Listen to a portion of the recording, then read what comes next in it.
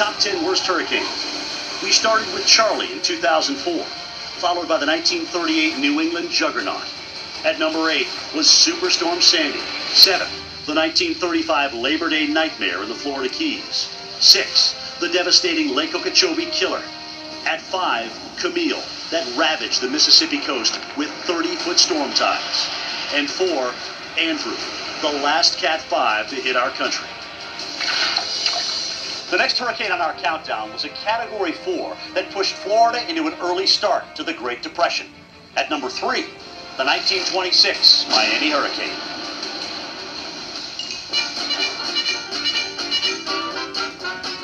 In the early 1920s, Miami was the fastest growing city in the U.S. The streets were said to be paved in gold.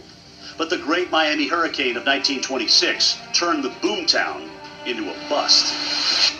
The 1926 Miami hurricane is the only example we have of a Category 4 hurricane hitting a developed city. And at the time, they thought that this was a worse disaster than the great earthquake of 1906 that devastated San Francisco.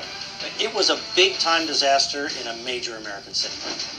95% of the buildings in the Miami-Fort Lauderdale area were damaged. Winds blew as strong as 140 to 150 miles per hour.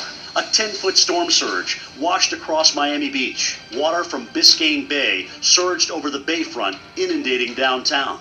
Major damage stretched along more than 50 miles of the coast. A lot of people went out in the eye and tried to get to Miami Beach thinking that it was over.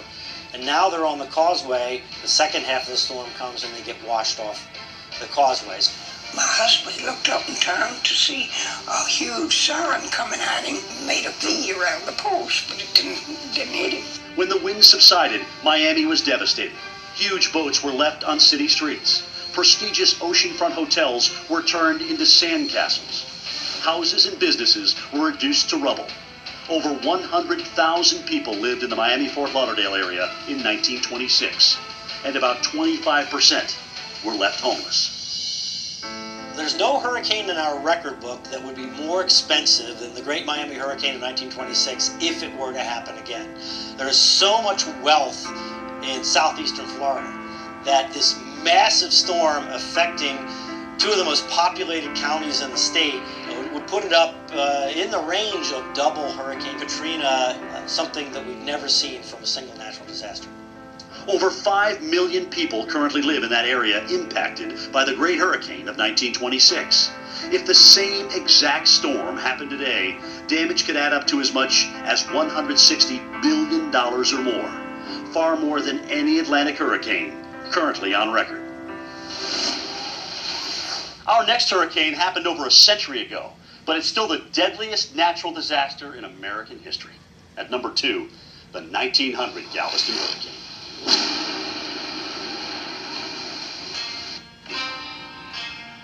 1900 was a prosperous time for Galveston.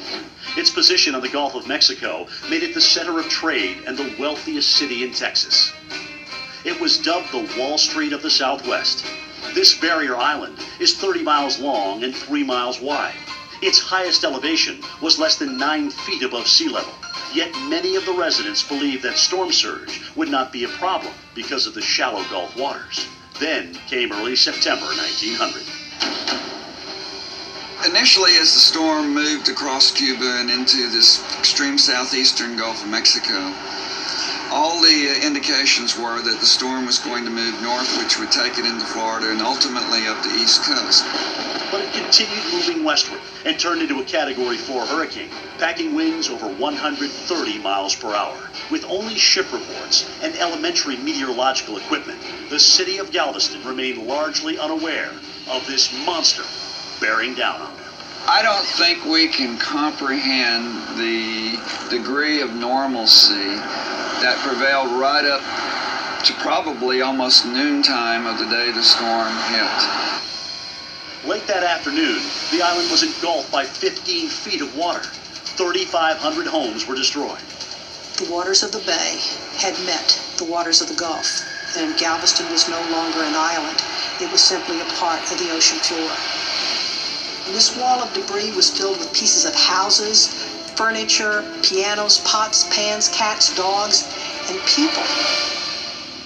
It was just this mega horrible debris field that smelled for months after the storm as more and more bodies were found. It was just hellacious. There were 37,000 people living in Galveston at the time. Up to 12,000, or almost a third of its population, was killed, making it the deadliest natural disaster in our history. The 1900 Galveston hurricane was really the hurricane of record for this country. If you put a large population in an area that's prone for storm surge flooding, it's a recipe for disaster. Amazingly, they got determined to stay there and rebuild the city. So they did two incredible things. The first thing they did was built this big seawall to protect themselves from most hurricanes that come along. The second thing is that they raised the city behind the seawall. They took the buildings that survived, they jacked them up, they put dirt under that, and they created an entirely new city that is much more hurricane resistant. That seawall took a beating during Hurricane Ike in 2008, but it held up and helped minimize damage in Galveston. Coming up, the culmination of our countdown. Which hurricane will be named the worst ever? When the storm had passed and I walked outside on that mound of mud, I fell to my knees. All I saw was water.